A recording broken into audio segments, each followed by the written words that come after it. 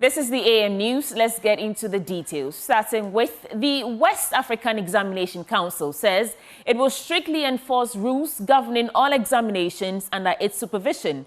The statement follows the prevention of some 7 candidates from partaking in the ongoing West Africa School Certificate Examination on Monday.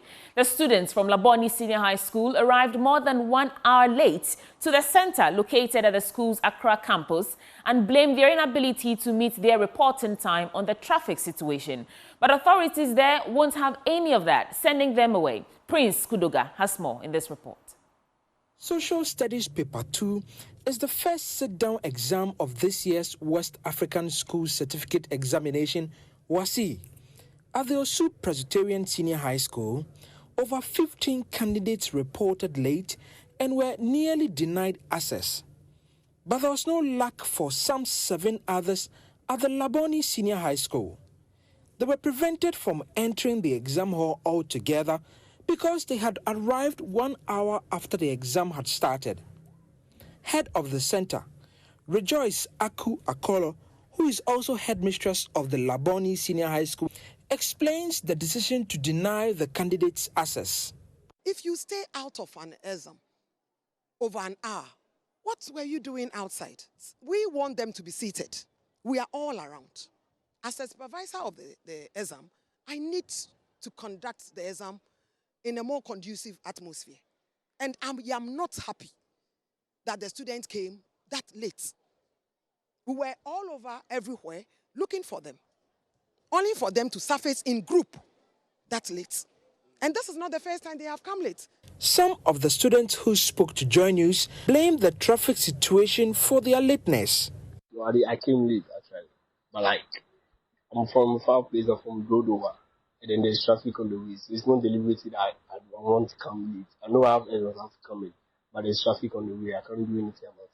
The head of the National Office of WAEC, Dr. Rosemond Wilson, agreed with the decision and said the conduct of the candidates amounts to a violation of the rules governing the examination. Normally, when they start at the time that they have to start 8:30, most of the students keep on staying outside and waiting for, in quotes, apo and other things. So that was why the rules was revised, and we said they should come in and stay in 30 minutes before the start of each paper. So the rules have already been revised and considered. Meanwhile, Deputy Education Minister Reverend Intim Forjo says his office will look into the matter. The rules are very clear, and therefore I would want to find out the exact incident that happened and obtain full details of it. Are rules to every examination, and I'll appeal that all stakeholders abide by that rule. If you're a student, go by the rules.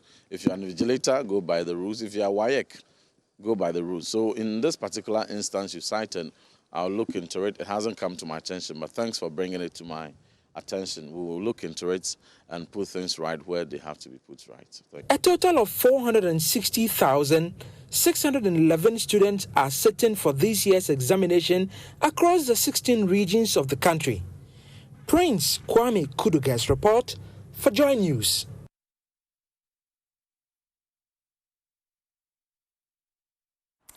The National Democratic Congress in the Northern Region has accused the Electoral Commission of transferring the vote of some people in the region without their knowledge. According to the NDC, the incidents have happened in the Tamale South and Sagnarigu constituencies in the region. The party said one person has been handed over to the police with 32 voter ID cards belonging to some individuals. Addressing a press conference in Tamale in the Northern Regional Secretary of the party, Mohammed Abdul Salam, said 2 people in Tamale South and 1 in the Sagnarigu constituency visited their centers to check on the names, only to be told that their votes had been transferred to Pusiga without their consent. The Electoral Commission began the voter exhibition exercise on the 20th of August and is expected to be completed on the 27th of August 2024 as part of processes leading to the December polls. But the NDC in the Northern Region said they have uncovered a plot by the Electoral Commission to sabotage the process. Addressing the media in Tamale, the Northern Regional Secretary of the NDC, Mohammed Abdul Salam, said The only way these transfers could have been done is with the aid of the Electoral Commission. Therefore, they are demanding some answers. What we have in hand today is the case that 2 polling stations in the Tamale South constituency and 1 in the Sanargu constituency, voters had turned out to respond to the invitation of the EC to check their names on the voter roll, only to be told that their votes have been transferred. These transfer of votes are unknown to the people. They did not consent to any transfer. They don't even know their way to Pusiga, let alone for anybody to transfer their vote to Pusiga. So we commenced our investigations to ask questions. If there's been any occasion that somebody had taken their voter ID card, and it revealed a certain gentleman called Lukman Al-Hassan, a teacher by profession, who is currently in police custody, invited 2 people and lured them with the belief that some Arab philanthropist was coming to do them a favor by doling out gifts, and they were in the process of registering people, but they must get their voter ID cards for registration. These our illiterate brothers fell prey to his tricks and assembled voter ID cards for him in expectation of the benefits that the Arab man will bring. So immediately we started hunting for this gentleman. You call him, he will give you a different direction. He lives in this direction, that direction. But last night, lo and behold, thanks to our team on the ground, we hunted him out and got the police to arrest him after 11 p.m. last night. He's currently in police custody. He said these people never appeared in person, yet their votes were transferred. We have in our possession, as we speak to you, a total number of 32 voter ID cards. And all these people we have verified have been transferred to the Pusiga constituency. Yet none of these people appeared even in Upper East, not to talk about Pusiga constituency, to demand the transfer of their votes. The question we are asking the EC this morning, we have reported to the EC regional director for the last 2 days. We told him we are looking for the man to arrest, for us to get the police to investigate. After his arrest, we have equally notified the EC regional director. He's been to the police station to see the person. We've reported to the district director of Electoral Commission, Tamale Metro. And the police are currently having grips of the guy. We are taking our people there to also give their statements. Their names are found in the 2020 register, those of them who were eligible to vote in 2020. But in the 2024 register, which the EC made available to political parties, their names are missing. Okay? Yet when you use the EC's own code provided to check, it confirms that they have been transferred to Pusiga constituency. Now we are asking that who in the EC's list of employees executed the transfers? Thousands of residents across communities dotted along the Songo Lagoon in the Adan East and West districts of the Greater Accra region are set to benefit from a 1,000-acre outgrower salt mining scheme launched by Electrochem Ghana Limited. The company's initiative aims to boost the local economy by granting residents mining concessions with a guaranteed market. So far, 7 community groups have joined the initiative, which is expected to tackle youth unemployment in the area and boost sustainable salt mining. Carlos Caloni reports. Open to all eligible citizens of Adan East and West districts, the 1,000-acre outgrower salt mining scheme launched by Electrochem Ghana Limited aims to empower local salt miners and transform the economic fortunes of Adan residents. At the launch, a CEO of Electrochem, Abdul Razak Adam, highlighted the initiative's importance in technology transfer for sustainable salt production and job creation for the local communities. As of today, we have 70 community plans that are either completed or at various stages of completion across 7 different project-affected communities. These plans are constructed at full expense of Electrochem and handed over at free of charge to the communities. So far, 499 acres have been earmarked to be done. The medium-term to long-term vision is take this to about 1,000 acres. One of the core values of this initiative is about enhancing socioeconomic development. Through this scheme, community members will have the opportunity as identifiable group to pool resources and knowledge to establish themselves as registered businesses.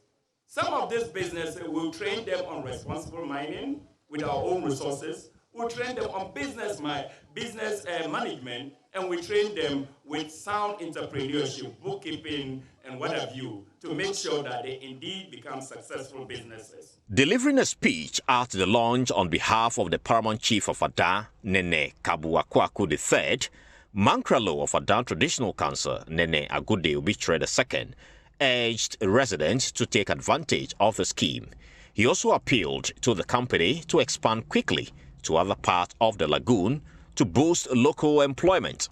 We are witnessing the additional grant of land areas to indigenes for salt making under what we call the outgrowers model. I urge all persons who have had doubts and apprehensions about UGL's involvement of local communities in salt mining to take this opportunity to apply to be allotted portions for their use in salt mining. I want to remind everyone that we owe it a sacred duty to ensure the rapid rollout of EGL's operation, to uncover the entire list as quickly as possible, to increase employment avenues available to our people. Beneficiaries who say they are grateful for the coming of the scheme believe the project has the potential to transform the economic fortunes of local residents. These outgrowers is not only going to be business as usual, but our people will benefit from capacity building, technology transfer, making our people very resourceful in the future. Electrochem in Adan, it is God-given. In all, 2,000 acres of land have been allocated for the entire community ponds project, as well as the outgrower scheme, which has been launched by the Electrochem company. It is expected to benefit thousands of residents in communities dotted along the lagoon here in the Adan East and West district of the Greater Accra region. My name is Carlos Caloni for Joy News. As gaming becomes more entrenched in our daily lives, the Gaming Commission of Ghana is making a decisive move to ensure that entertainment doesn't come with a hidden price. Celebrating 18 years since its inception, the Commission has announced its first ever Responsible Gaming Month, an initiative designed to protect users and promote sustainability in an industry that's rapidly evolving. My colleague Jacqueline Ansamayabwa has more in this report. In Ghana, gaming has become more than just a leisure activity. It's become a thriving industry, getting bigger by day. With users hopping onto the platform from all corners of the country, the need for responsible gaming practices has never been more crucial. The CEO of the Gaming Commission, Peter Mreku, has revealed that the Responsible Gaming Month initiative is aimed at protecting players and ensuring the industry remains sustainable. We realize that the gaming industry, is evolved in many ways. Initially, when I started, we were only looking at sports betting. We didn't have much online games on. We didn't have the interactive games, online casinos, and so forth and so on. This time, technology and things are changing by the day. So the Gaming Commission, and since things are changing by the day, we're getting much more people, especially the youth who are engaging in gaming. The Commission's CEO emphasized that the introduction of Responsible Gaming Month is all about awareness, raising the bar on what it means to game responsibly, from using safer gaming tools to understanding the importance of responsible play. What we are trying to tell them especially is that we're setting this month aside to let them all understand that, gaming should be enjoyed as a leisure activity, not as a business that's to engage in for profit as well. As we're looking at educating them, letting them understand that it's a leisure activity, we also have to look at those who are betting and to bet responsibly. We're looking at the social aspect of it too as well, and also looking at the operators to be given back to society and be given back to the environment which they operate in. And as much as we're looking at revenue too as well for the country, we should also look at the other side of it. As gaming continues to spread across Ghana, initiatives like Responsible Gaming Month could be key in ensuring that excitement of gaming doesn't come with unintended consequences. For Joy News, I am Jacqueline Ansama Yaboa. In other stories, Copy Ghana, in partnership with the National Commission on Culture, has initiated a nationwide workshop series aimed at raising awareness about intellectual property rights in Ghana. The workshop emphasizes the significance of protecting intellectual property and discusses the collective licensing of text and image-based works.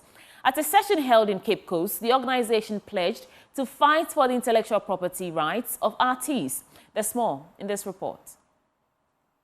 The workshop focused on the importance of intellectual property rights, collective licensing for text and image-based works. Board chairman of Copy Ghana, Asari Kunedu Yamwa, says there certainly should be sanctions for copyright breaches. Yes, there are sanctions. The Copyright Act stipulates that the permission to use those works belongs to the author or to the creator, and therefore there are specified sanctions. You can be imprisoned. Once the infringement is drawn to the attention of the law, you can go to court. They also have the criminal aspect, where you are able to, the author or the creator is able to demonstrate that, yes, indeed, his or her work has been infringed upon. The law will take its course, and the writer or the author or the creator has the right to take you to court. Executive Director for the National Commission on Culture, Nana Otio Owoahina Champon, says artists need to be protected. We all agree that copyright is a critical aspect of our creative industry, and its importance is felt across various sectors, from arts, literature, to music and technology. Knowledge in this field will help practitioners, especially visual artists, to operate accordingly and reap the benefits associated with reprographic rights. We hope to be more enhanced as visual arts practitioners and as cultural practitioners in terms of our practice and benefits in this direction, as well as visual art creatives. The Executive Director of Copy Ghana, Joseph Jima, called for the respect of intellectual property rules in Ghana. Our mandate does not only cover local right holders. We also deal with international right holders. In fact, most of the books that are used at a tertiary level are from, international right holders. And with our partnerships with UKCLA, CCC of America, CLNZ of New Zealand, MAC of Malaysia, and the likes, we are able to remit some funds. And when we collect monies, we allocate a percentage for foreign right holders, and remit that to them to also onwardly distribute to their members or people they represent. Aside this, we also would normally keep a chunk of the money somewhere for right holders yet unknown. But these monies are, per our distribution rules, the law mandates us to set rules, are only meant to be in the kitty for 3 years. After 3 years, if any other right holder outside these member associations that we work with don't come, it goes back into the main pool and we redistribute such monies. Copy Ghana's initiative emphasizes the need for artists to have in-depth knowledge on registering artistic work with the right institutions and safeguard their works from unnecessary reproduction without permission. Abdullah Osman's report read to you. Coming up next is Business Update.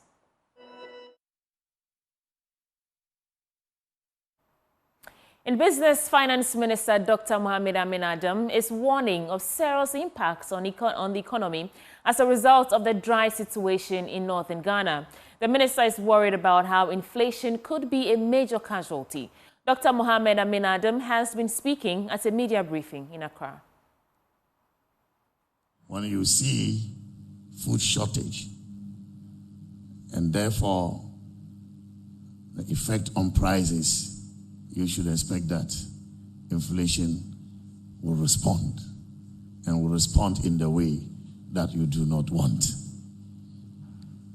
Then we are also talking about bringing in food for the market and also to provide food reliefs. I'm here to discuss with the minister how we are going to source the food. He may be running away from mentioning imports, but we already import a lot of our food. And so one other ways the economy may be affected is from the perspective of foreign exchange. People are complaining the cedi is getting weaker against the dollar, the rate is higher against the cedi. And so if you are going to bring in more food to support what we already have, you need to back it with forex. And therefore the demand for the dollar will certainly increase relative to what we anticipated if we didn't have to meet the additional food requirement, some of which may come through imports. And so, in different ways, the economy is going to be affected. Commercial banks are expecting interest rates to drop further as a result of falling inflation in order to formulate a more sustainable lending program to support businesses. According to the managing director for GCB Bank, Michael Adumako, this will help in bringing down the high non-performing loans in the banking sector. Mr. Adumako was speaking to journalists after addressing some investors and shareholders on the fact behind the figures series as a Ghana Stock Exchange.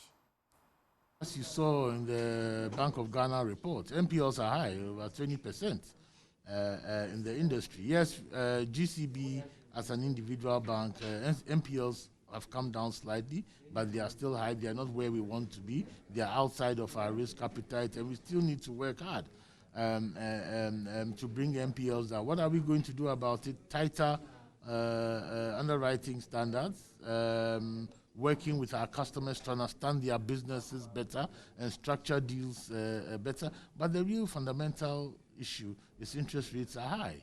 Okay, so we have to find ways and means of getting our customers to attain liquidity, to attain financing without necessarily borrowing. We're doing a lot of structured trade finance types of transactions, which are structured in such a way that they don't have to borrow and pay the kind of interest rate. But the good news is that inflation is coming down, interest rates are coming down. I know the Bank of Ghana is watching very closely.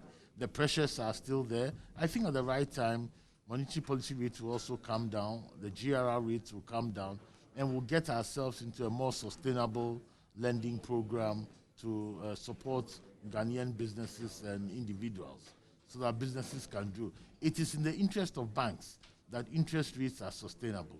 Because if interest rates are sustainable, we can lend more, we can make more money, we can create more value for our shareholders, and our customers can also pay back our loans.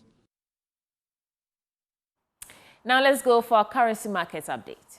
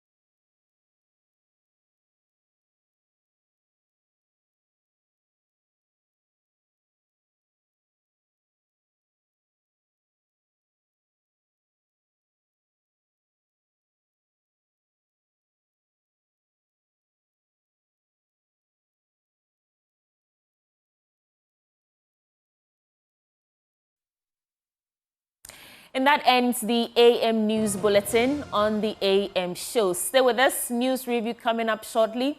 Lawyer Philemon La from the NDC Communications team, as well as lawyer Enoch Afuakwa from the NPP Communications team are joining us to review the newspapers. Coming up next.